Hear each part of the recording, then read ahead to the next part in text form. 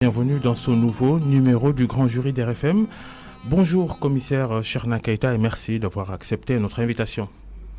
Bonjour Babacar, je vous remercie aussi de m'avoir associé à votre démarche en m'invitant à cette émission que je souhaite être une réussite au profit de tous les Sénégalais. La mort du chef de la gendarmerie de Koumpentoum vendredi matin, l'adjudant-chef Tamsir Sané, tué par balle par des cambrioleurs apparemment qui voulaient dévaliser un bureau de poste de la localité. Est-ce que dans votre longue carrière, vous avez déjà vu un scénario comme cela, un chef de gendarmerie ou de police mourir dans ces conditions-là, dans une intervention? Pas à proprement parler, je peux dire c'est une première.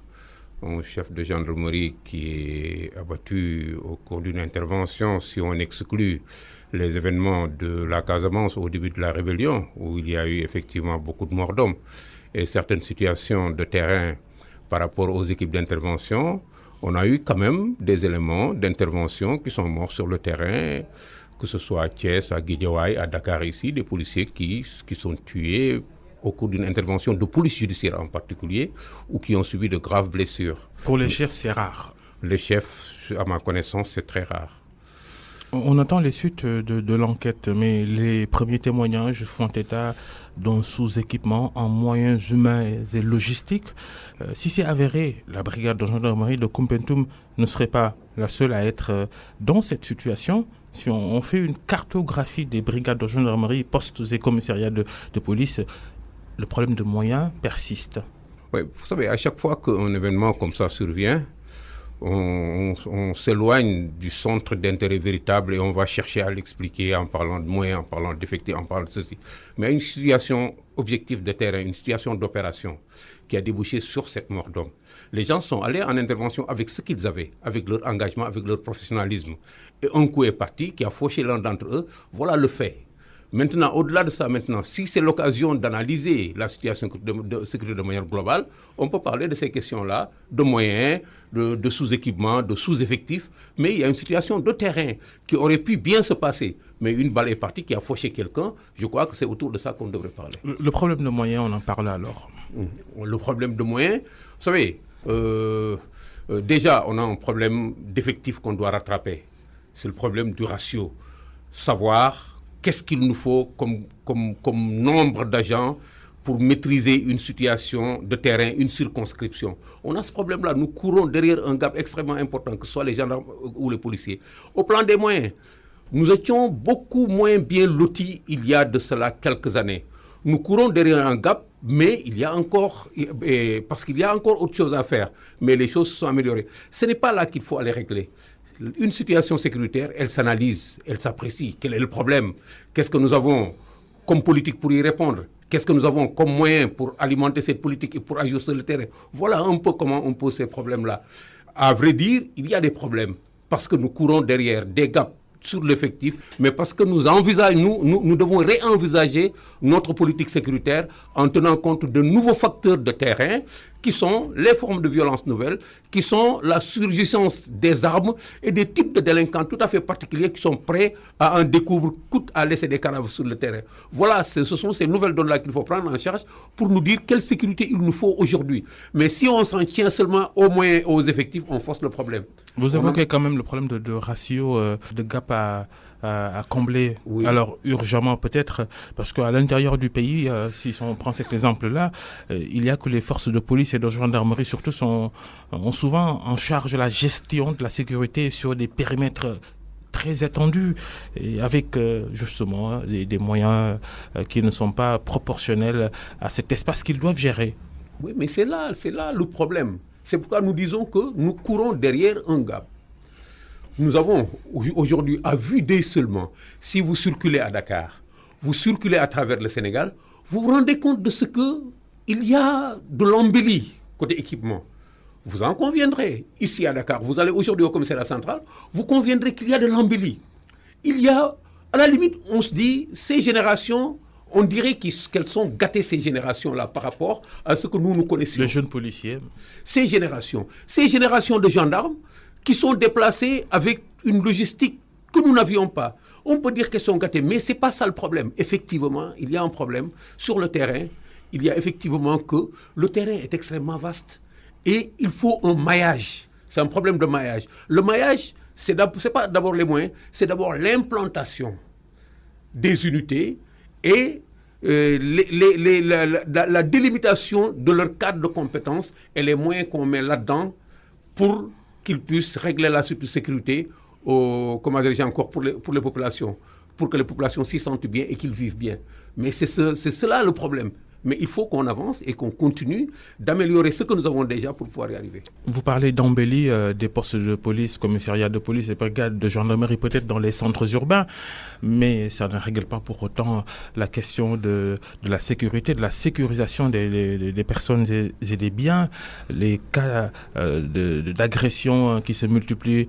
L'exemple de la capitale, Dakar, on a l'impression que de plus en plus, c'est un phénomène qui s'accroît. Oui, mais je suis d'accord avec vous. C'est pourquoi je vous ai dit que nous avons un problème. Notre problème, c'est quelle criminalité nous avons, quelle délinquance, quelle insécurité nous avons. Quand on aura réglé cela, on pourra y apporter des réponses. On aurait transféré toute l'armée américaine ici avec ses moyens. Si on ne répond pas à ça, on ne règle pas la sécurité. La sécurité, c'est une problématique à partir de laquelle on définit une politique et des stratégies. Quelles sont ces questions et ces réponses qu'il faut apporter? Aujourd'hui, nous avons une évolution du comportement délinquant dans les quartiers. Il y a comment dirais-je encore, la promiscuité. Il y a une flopée de jeunes de plus en plus attirés par la délinquance du fait du chômage, du fait d'un certain nombre de facteurs. Il y a aussi le fait de l'influence comment dirais-je encore, de l'Internet, de l'informatique. D'ailleurs, ça, on y reviendra au cours de cette émission. Il y a aujourd'hui l'aggravation de la situation sécuritaire dans notre périmètre. Il y a la surgissance des armes, il y a l'habitude de la violence, il y a l'habitude du sang. Pourquoi cette perception qu'on a une société de plus en plus violente? Pourquoi le nombre de délinquants augmente? Les environnements se détériorent. L'influence, les cellules de notre société sont gangrénées par beaucoup de maux qui arrivent depuis la famille, l'école, les quartiers, la promiscuité, la pauvreté, comment dirais-je encore, l'image de la violence, qui est la promotion de la violence qui est faite à travers le cinéma, un certain nombre de choses, les informations qui nous arrivent d'ailleurs, le terrorisme qui est là à côté, le trafic de drogue Vous savez, nous sommes entourés de phénomènes qui, en jouant ensemble, causent ce résultat-là. Ils nous amènent à avoir des jeunes plus portés à tirer profit d'une situation particulière pour avoir un peu quelque chose parce qu'ils sont pauvres, parce qu'ils sont paumés, parce qu'ils sont ceci, parce qu'ils sont cela. Les facteurs ne sont pas seulement des facteurs policiers. Les réponses ne sont pas des réponses policières parce qu'on ne définit pas une situation insécuritaire en interpellant seulement les policiers. On interpelle tout le monde pour que chacun y apporte un peu de ce qu'il a comme responsabilité sur le plan de la gestion du pays. La responsabilité de l'État est alors flagrante parce que, naturellement, parce que la pauvreté, vous l'évoquez, c'est une des sources de sécurité. Nous sommes aujourd'hui incontestablement dans un environnement où nous avons à rattraper une pauvreté qui était arrivée à un niveau extrêmement grave. Nous sommes en train aujourd'hui de nous dire comment faire pour trouver des emplois aux jeunes, comment faire pour recaser ces enfants qui quittent l'école, qui quittent l'université, qui n'arrivent pas à trouver de boulot, comment faire pour récupérer tous ces jeunes qui font l'armée, qui ont l'habitude des armes, qui sont dans des environnements où la violence est très voisine et qui n'arrivent pas à trouver du boulot. Effectivement, ça, c'est des facteurs. Mais c'est avec ça qu'il faut faire. C'est en sachant cela. Parce que le constat de dire qui est responsable, on s'arrête. Non, la responsabilité, elle est dynamique. Elle n'est pas le fait d'une accusation, elle est dynamique. C'est en prenant ses responsabilités et en évaluant correctement la situation que l'État arrivera à faire face. Dans tous les pays du monde, c'est comme ça. La délinquance, elle est là dans tous les pays du monde. Mais il faudrait qu'on change de pied. Parce que nous n'avons pas encore changé de pied. Nous faisons comme nous faisions depuis 30 ans, depuis 40 ans, depuis 50 ans. Aujourd'hui, la situation nous interpelle de manière extrêmement grave. Parce que ce n'est pas seulement ces manifestations de la criminalité, mais c'est le danger vers lequel cela nous ouvre.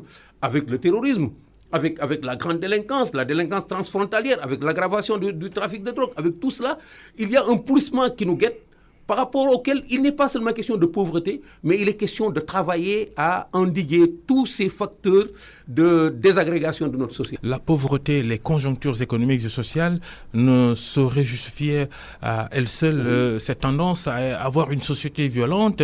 Il y a aussi le fait qu'une construction citoyenne qui devrait être faite peut-être depuis très longtemps, une défaillance d'une construction citoyenne qui était nécessaire pour peut-être endiguer ces phénomènes de violence, d'insécurité, de banditisme et de grand banditisme. Nous sommes une société sénégalaise avec des valeurs, avec des systèmes d'éducation traditionnels qui, confrontés à une évolution tous azimuts, qui nous apporte beaucoup de causes de déséquilibre, de déstabilisation, éclatent.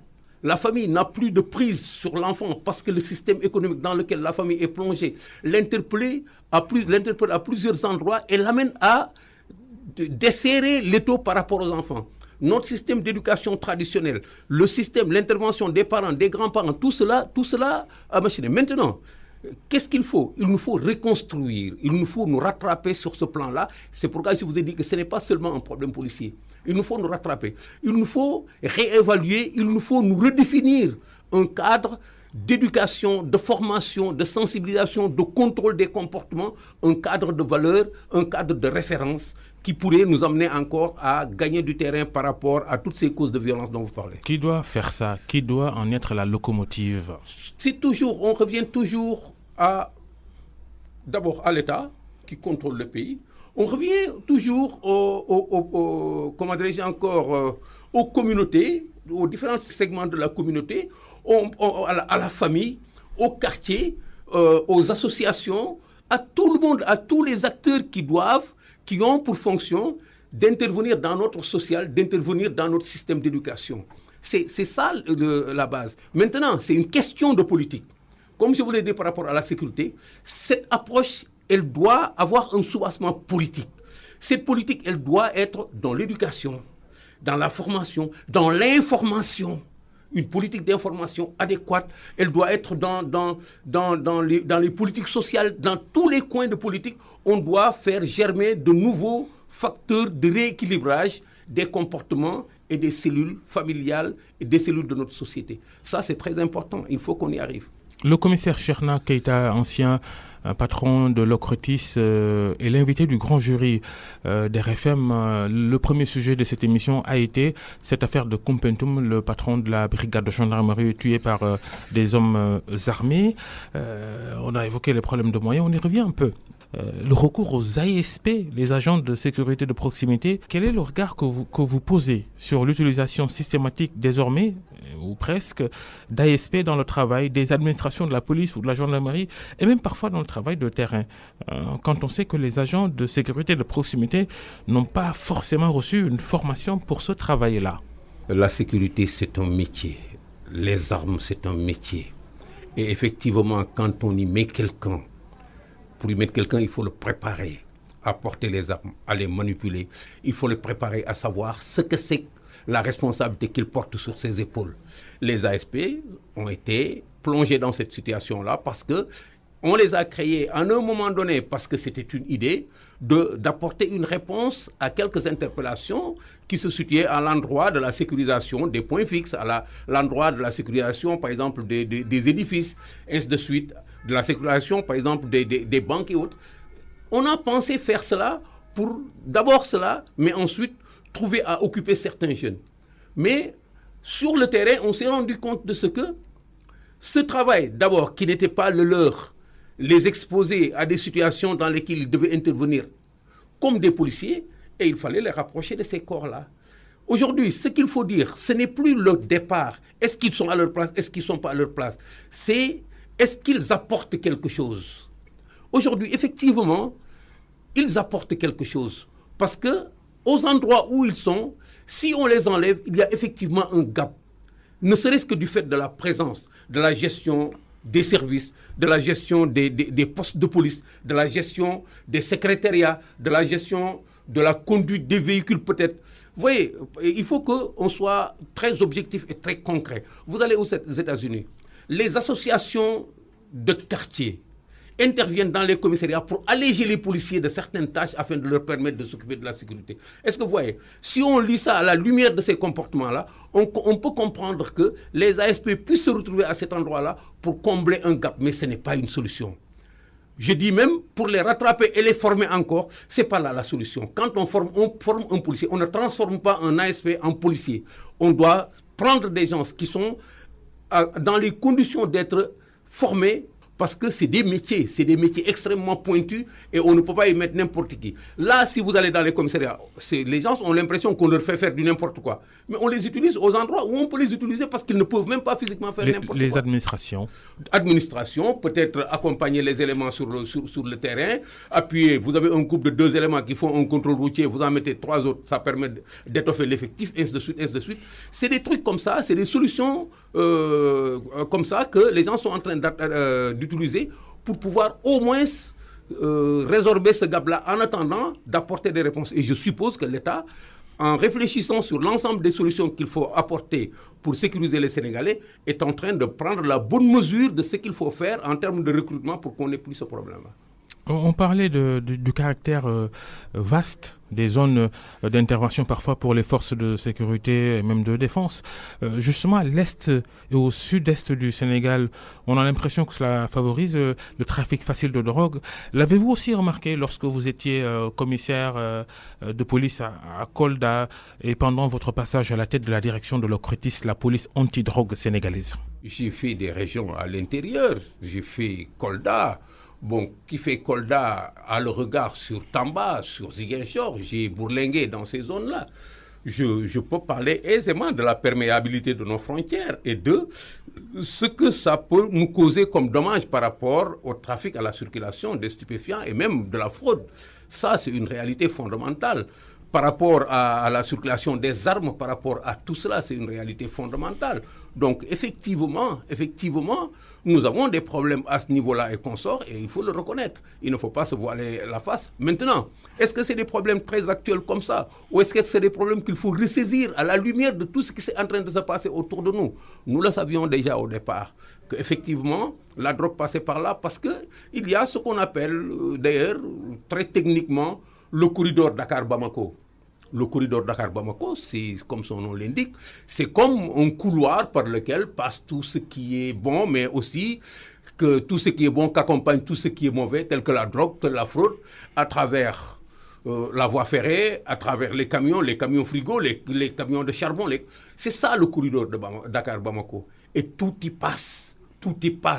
Et il faut en tenir compte parce que dans tous les pays du monde, entre les États-Unis et le Mexique, c'est des corridors comme ça qui existent. Il faut en tenir compte parce qu'il faut que les gens qui ne font pas dans la délinquance vivent aussi de leur activité. Il faut les organiser. Il faut essayer de contrôler tout ce qui n'est pas régulier et qui passe par là. Et ce corridor-là est consort. Autant il est serré, on peut le retrouver autour des axes routiers, mais on peut le retrouver à l'endroit où tout est perméable à travers les frontières.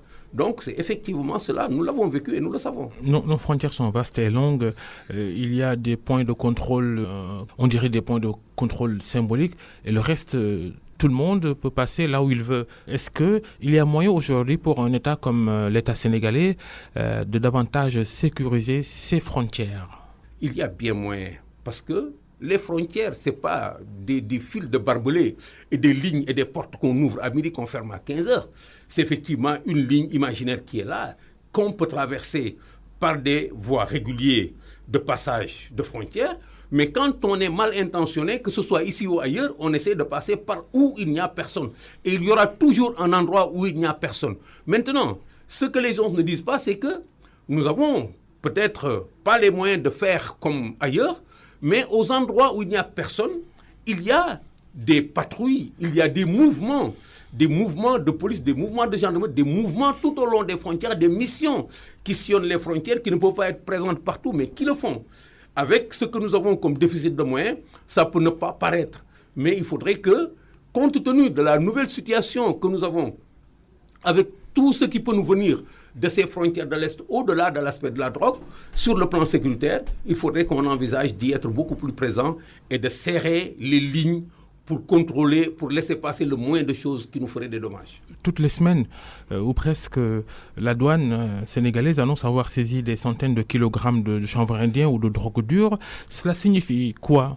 Que le Sénégal est une terre préférée des trafiquants de stupéfiants? Vous savez, la drogue, c'est un phénomène tout à fait particulier. Et les réseaux de trafiquants, les narcotrafiquants, sont comme les États. Ils ont leurs projets, ils ont leurs politiques, ils ont leurs ambitions, ils ont leurs stratégies. Leurs intelligences. Et leurs intelligences. Quand une situation comme ça se présente, il vaut mieux, plutôt que de s'attarder sur des concepts comme ça, essayer de la comprendre. Aujourd'hui, nous sommes considérés comme la partie molle, une des parties molles du monde, c'est-à-dire des parties où ils peuvent intervenir massivement et faire passer beaucoup de choses.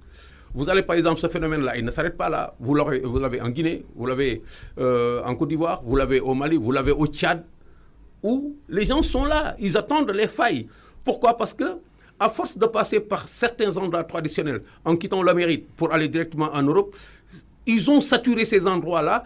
Et saturer ces endroits, ça veut dire qu'ils ont fait réagir foule de systèmes de police, de gendarmerie et de contrôle au point que leur passage devient difficile. Il faut qu'ils changent. C'est à la faveur maintenant de cette déstabilisation que nous connaissons, avec le terrorisme, avec la violence un peu partout, avec la démultiplication des armes, que c'est l'instabilité politique, que ces gens viennent s'installer. Et ils vont nous provoquer à être plus instables. Ils vont nous inonder, ils vont corrompre les gens, pour que cette porosité de nos frontières soit maintenue pendant très longtemps parce qu'il y a de l'argent, mais aussi pour que nous agissions comme des gens qui favorisons le trafic de drogue parce qu'il y a de l'argent. Moi, je crois que c'est ça qu'il faut considérer et trouver des réponses à partir de ça. Alors, les trafiquants de drogue bénéficient-ils de complicité dans les douanes ou les polices pour convoyer aussi facilement donc leurs marchandises? Partout dans le monde, les trafiquants de drogue essayent d'infiltrer les systèmes de police et de gendarmerie pour d'abord être informés de ce qu'ils font contre eux, mais aussi pour les faire travailler sur leurs projets. C'est la même chose pour tout ce qui bouge, pour les compagnies de navigation maritime, pour les compagnies de navigation aérienne, pour les pilotes, pour tout ce que vous voyez et qui peut concourir à la réalisation de leurs projets. Quand on parle par exemple de policiers qui contribuent. C'est pas seulement des gens qui ferment les yeux, c'est des gens qui accompagnent même leur projet, c'est des gens qui font partie de leur réseau et qui interviennent avec eux pour que la drogue entre et pour qu'elle puisse circuler. Effectivement, c'est pourquoi j'ai dit qu'ils mettent de l'argent pour avoir des gens de leur côté, et ça ne s'arrête pas seulement aux policiers, aux gendarmes, ça touche tout le monde. Ça touche de manière très élémentaire, même vous qui avez l'habitude de passer par l'aéroport, en aller revenir, quand on vous voit vous déplacer pendant 1 mois, 5 fois pour aller en France et revenir, vous êtes une cible, vous êtes très intéressant. Si quelque chose vous protège au point qu'on ne pourrait pas vous soupçonner pendant 1 an, vous êtes une cible, vous êtes très intéressant. C'est ça le trafic de drogue. Je crois que ce n'est pas autre chose. Nous avons été en tout cas impressionnés par cette récente découverte sur le port de Dakar. 1 tonne de cocaïne trouvée dans des bateaux en provenance du Brésil à destination de l'Angola. La drogue était rangée alors à bord de véhicules que ces bateaux transportaient. 1000 tonnes de cocaïne quand même. Oui, mais par rapport au projet, par rapport à une saisie, c'est énorme. Mais par rapport au projet des narcotrafiquants, c'est 3 fois rien.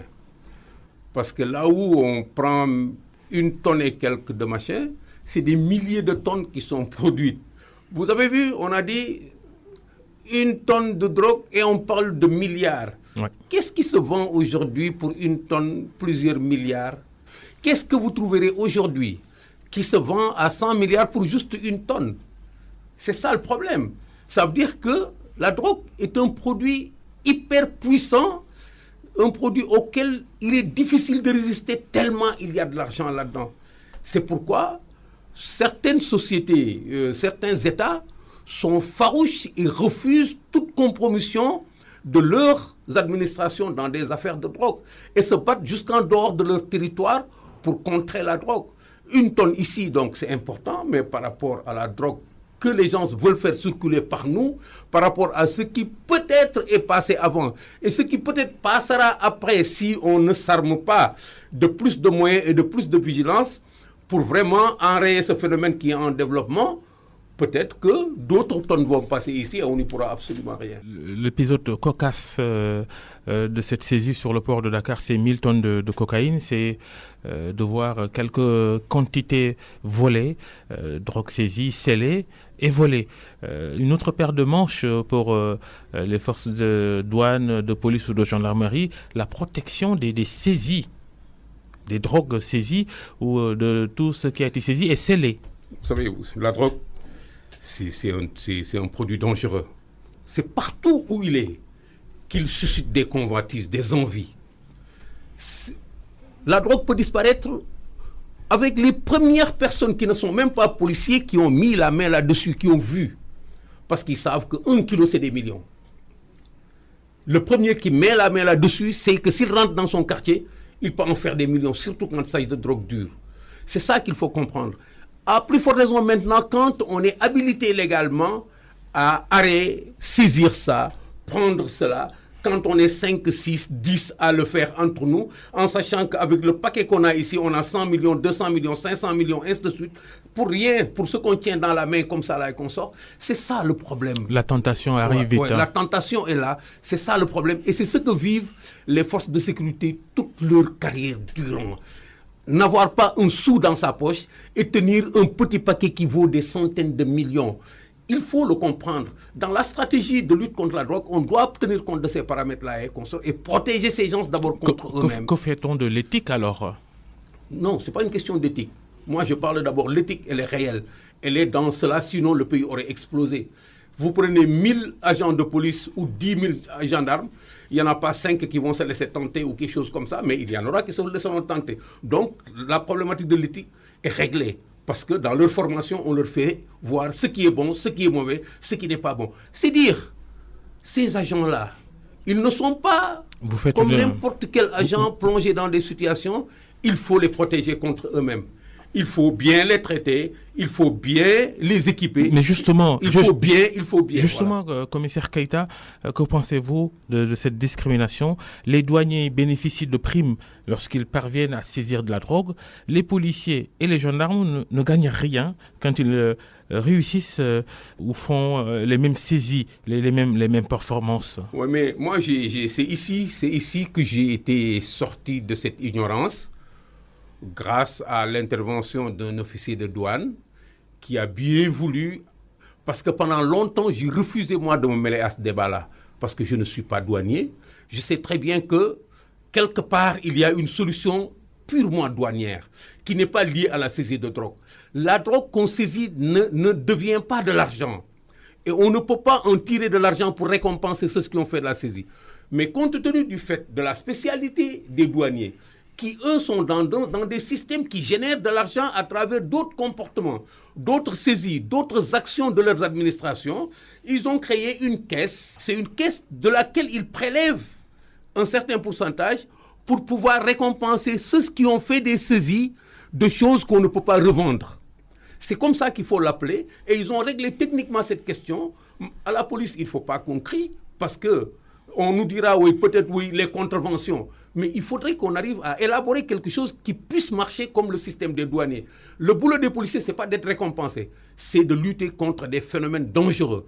Mais maintenant, l'État, sans chercher à les récompenser à chaque coup... Attention en même temps aux frustrations, attention à la motivation. Je suis d'accord, c'est pourquoi j'ai dit, c'est l'État qui doit voir dans quelles conditions il les installe pour les faire travailler, en refusant de poser des débats de comparaison entre la police et la gendarmerie par rapport à ceci, mais en allant vers des solutions qui permettraient à chacun de se trouver à l'aise dans son élément. Moi, je ne suis pas d'accord pour des solutions simples là où copier-coller, les douaniers, les gendarmes, c'est cela, on colle ainsi de suite. L'équité, c'est aussi important, non? L'équité.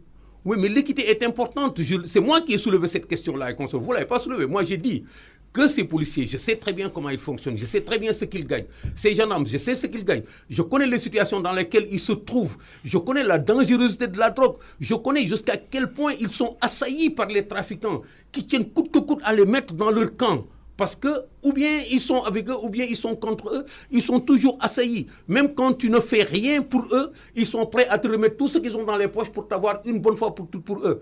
À plus de raison, quand toi, tu sais que tout ce qu'ils ont comme moyen ils les tiennent à cause de ce que toi tu as tous les jours entre tes mains parce que tu le prends d'eux. Il faut que l'État arrive à tenir compte de cela et qu'il crée les conditions de protéger au mieux ses agents, de bien les rémunérer, de bien les protéger, de bien protéger leur famille, en sachant qu'ils sont dans un domaine tout à fait particulier. Moi, c'est ce que je veux dire. Maintenant, c'est de la responsabilité de l'État. Ce n'est pas parce que les gendarmes ont quelque chose ou les douaniers ont quelque chose, c'est de la responsabilité simplement de l'État d'évaluer ce qui doit être et d'y apporter une réponse. Faut-il autoriser la création de syndicats pour les policiers, les gendarmes, je ne sais pas, mais pour les policiers, faut-il des syndicats comme cela se fait ailleurs? Vous êtes militant de cela? Je ne crois pas qu'on ait ce besoin-là aujourd'hui. Maintenant, dans l'évolution des situations, on peut arriver à un type de police qui pourrait s'ouvrir à cette réalité-là. Un type de police. Notre société, notre communauté nationale pourrait évoluer de sorte que à son intérieur, il y a besoin d'avoir des policiers plus libres d'expression d'abord, ensuite organisés à pouvoir quelque part défendre, opposer à l'État le besoin de défendre leurs projets corporatifs. Ça, il n'y a pas de problème, cela pourrait arriver. Déjà, nous, quand on arrivait à la police, on ne votait pas. Aujourd'hui, on vote comme tout le monde. Moi, je crois que tout doit s'inscrire là, parce que le monde n'est pas arrivé seulement pour être fini aujourd'hui. Je suis certain que les policiers sont capables, eux, d'être syndiqués et de travailler avec l'État de manière très professionnelle et de manière très sincère, sans que cela ne gêne en rien leur travail. Mais il faudrait qu'on y arrive. L'État sénégalais est peut-être traumatisé par 1987, la révolte des policiers qui avait d'ailleurs abouti à la radiation de plusieurs d'entre eux.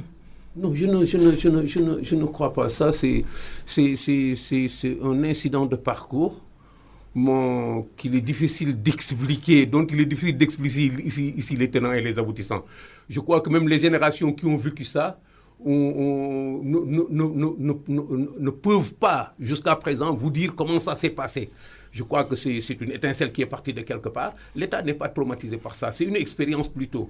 L'État, prenant ça à bon compte, devrait pouvoir réagir par rapport à des situations futures et arriver à établir des conditions d'un dialogue fertile avec les policiers, les gendarmes et les militaires. On ne se bloque pas, il faut avancer. Parmi les vastes chantiers de la police sénégalaise, il y a la lutte contre la cybercriminalité. Et d'ailleurs, mercredi, en réunion du Conseil des ministres, le commissaire Pape Gueye, chef de la division cybercriminalité de la police, a été nommé directeur général de l'École nationale à vocation régionale de cybersécurité. Un symbole que le Sénégal se met sur le bon chemin d'avoir une bonne politique contre la délinquance et tous les autres délits ou crimes commis via Internet. C'est une initiative à saluer parce que nous sommes dans un monde très particulièrement influencé par la spécialisation dans tous les domaines. Je crois que si on doit faire face à la délinquance montante, même à la criminalité transfrontalière, aux agressions armées, on doit tenir compte de ce facteur de l'informatique, nouvelles technologies de la communication, cybercriminalité. Si on a aujourd'hui des cadres de la police qui sont à même d'organiser, de conduire des formations à l'échelle nationale, régionale, africaine par rapport à ces questions-là, c'est vraiment à saluer. En dehors de la cybersécurité, la lutte contre le terrorisme aussi, un travail de la police, notamment ces services de renseignement qui sont jugés très performants d'ailleurs. Ce qui nous amène à parler de l'affaire Guy Marius Sagna, le célèbre activiste membre des mouvements citoyens Aar Lu Ñu Bokk et Frapp France Dégage, placé en détention depuis 10 jours à Rebeuss. Le procureur lui reproche d'avoir donné une fausse alerte au terrorisme suite à la publication d'un communiqué de presse de Frapp France Dégage intitulé « La France prépare un attentat terroriste au Sénégal » relatif à la présence militaire française que le collectif estime liée à l'augmentation des actes de terrorisme. Les associations crient à l'injustice. Et vous, quelle est votre opinion sur cette affaire? Je suis très étonné de voir que selon que celui qui parle est tel ou tel, une chose n'a pas le même sens. Guy Marius Sagna nous dit que la France prépare un attentat terroriste et voudrait nous déstabiliser pour contrôler nos richesses.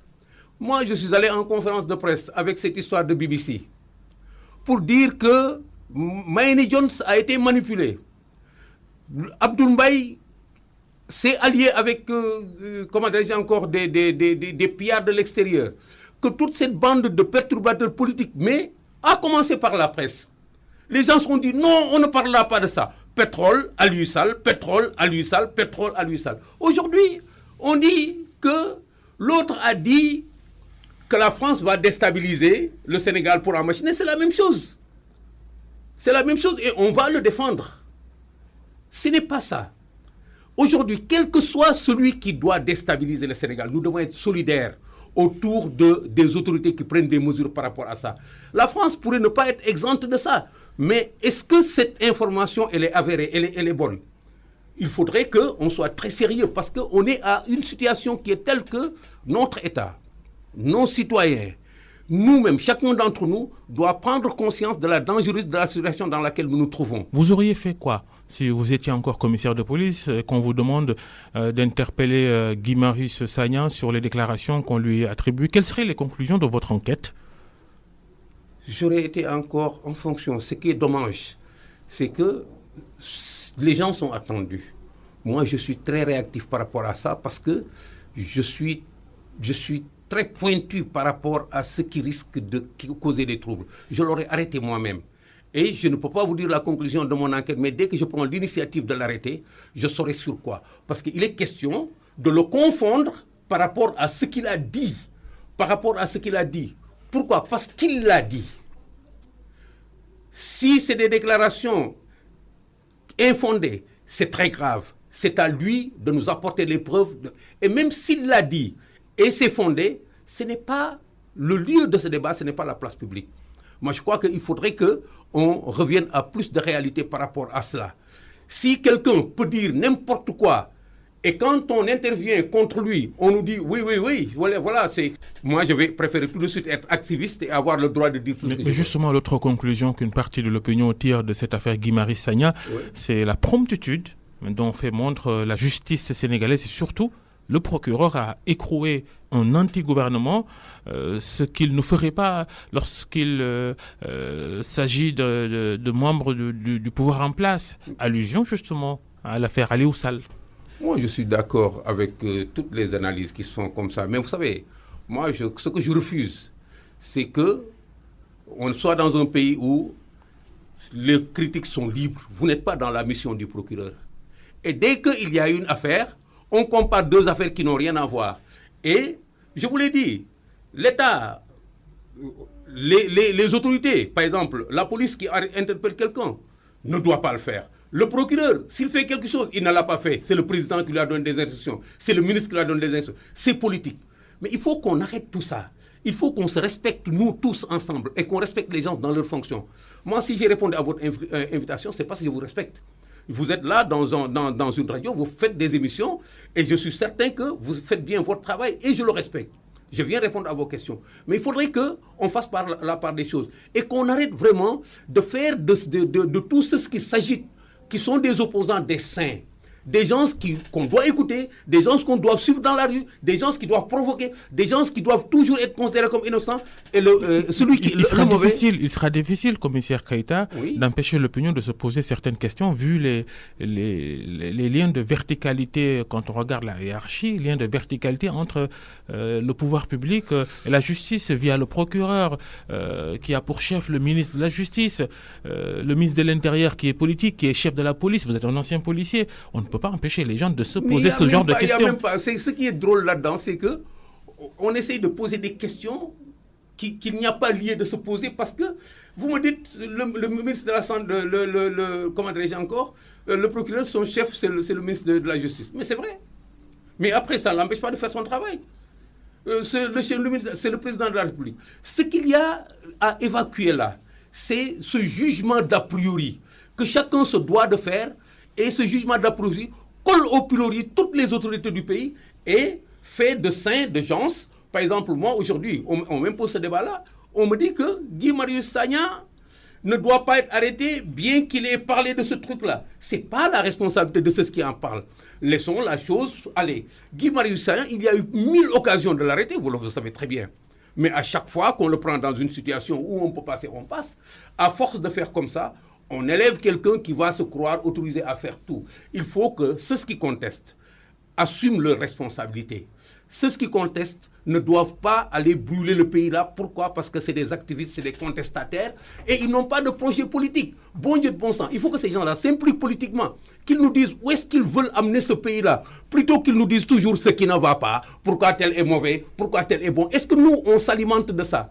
Et les gens qui se cassent la gueule tout du matin au soir, qui travaillent, qui essayent même de faire quelque chose, même quand ils font mal, pourquoi est-ce qu'on doit toujours ne pas les respecter et respecter des gens qui ne nous proposent absolument rien? Aucun activiste ici ne nous propose quelque chose qui va dans l'intérêt du Sénégal. Votre discours a changé, commissaire Cherna Keita. Affirmatif. Oui, parce que lorsque vous avez quitté la police, vous êtes entré en politique, vous êtes rapproché du Parti démocratique sénégalais d'Abdoulaye Wade.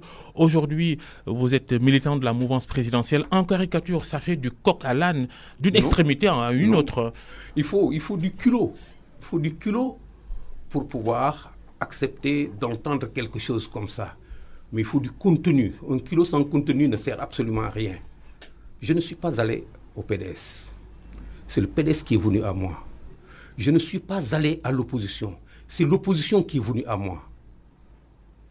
Tous les cadres de l'opposition sénégalaise ont fait le pied de grue chez moi.